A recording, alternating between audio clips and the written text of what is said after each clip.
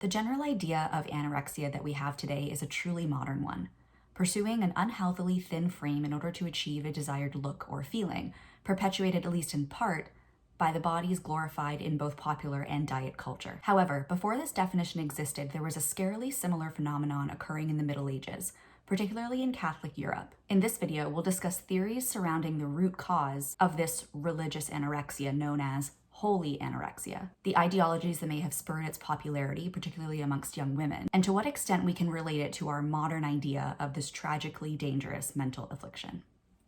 Let's go.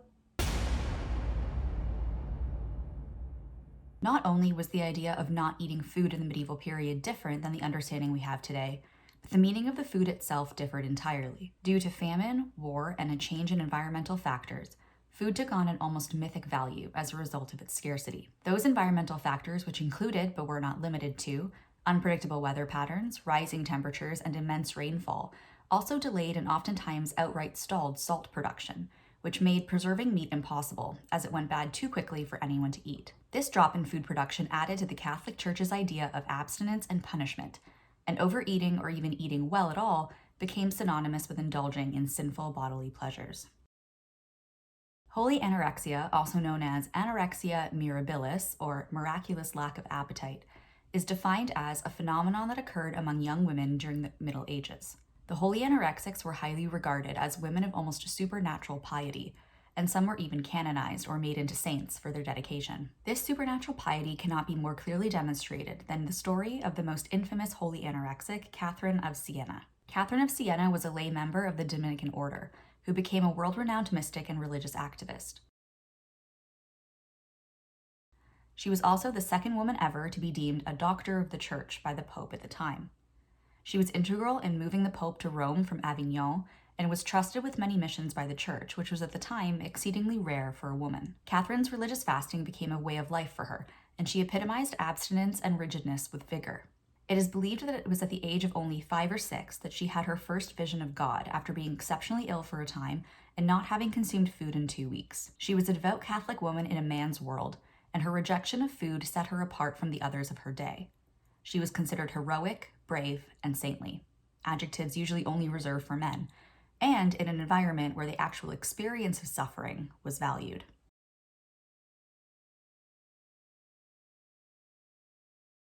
At the age of 16 and against her many wishes, Catherine's parents told her she was to marry her late sister's husband after her sister had died in childbirth. Catherine was rightfully indignant and opposed and began a strict fast in protest, refusing to eat for days at a time. She had learned this, ironically, from her sister before her death. After having received a serious beating from her husband, she refused to eat until he promised to treat her more kindly.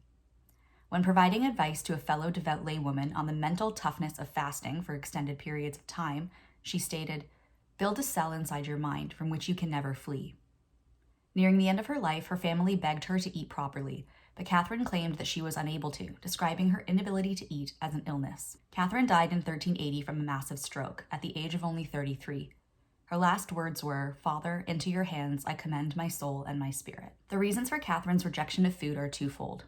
The hallucinations she experienced while fasting and the willpower it takes to devoid your body of the substance it needs to survive brought her closer to God.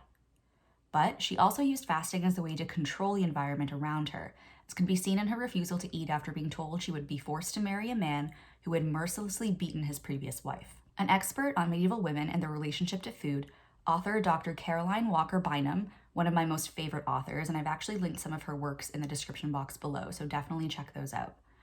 She states on the subject, "Women's food practices frequently enable them to determine the shape of their lives, to reject unwanted marriages, to substitute religious activities for menial duties, to redirect the use of fathers' or husbands' resources, to change or convert family members, to criticize powerful secular or religious authorities, and to claim for themselves teaching, counseling, and reforming roles for which the religious tradition provided at best ambivalent support." In her book, Holy Feast, Holy Fast, Dr. Bynum explores some of the deeper theories that exist to explain why women became holy anorexics. She notes that women were solely in control of food preparation and the serving of food. In the medieval period, during important events, men and women would be separated at mealtimes. So aristocratic and noble women who were not involved in the actual preparation of the food would wait in nearby balconies, watch the food arrive and watch the men eat before eating themselves. Dr. Bynum therefore concludes that the female decision about whether or not to consume food was, in one sense, the religious expression of social facts. Another differing psychological theory on the cause of the holy anorexics mindset was that in the Catholic religion, especially at this time, women were linked much more closely with bodily pleasures and earthly sin, being the root of all evil and such, you know. Women were categorized into two dichotomous roles, purity or sin. Therefore, women had a subconscious need to reject all symbols of sin in order to assert distance from the greatest sinners of all time. Essentially, women had way more to prove. There's also a camp that believes that in a strange way, our modern notion of body envy was not entirely far off at this time, except that instead of wanting to look like a runway model, medieval women caught up in religious fervor were attempting to replicate and imitate the emaciated Jesus on the cross as a way to feel closer to God and prove their devotion. There's no definitive answer on how closely linked anorexia nervosa is with the holy anorexics of the medieval period. However, both groups of women perhaps had similar motivations in their rejection of food. It's not far-fetched to believe that while holy anorexics dangerously fasted to feel closer to God, that maybe they also grappled with a lack of control and free will in their oppressive patriarchal society, and that a rejection of food was the only assertion available to them. Thank you so much for watching, guys. As always, I hope you enjoyed this video, and if you did, please do comment, like, and subscribe, and we will see you in the next one.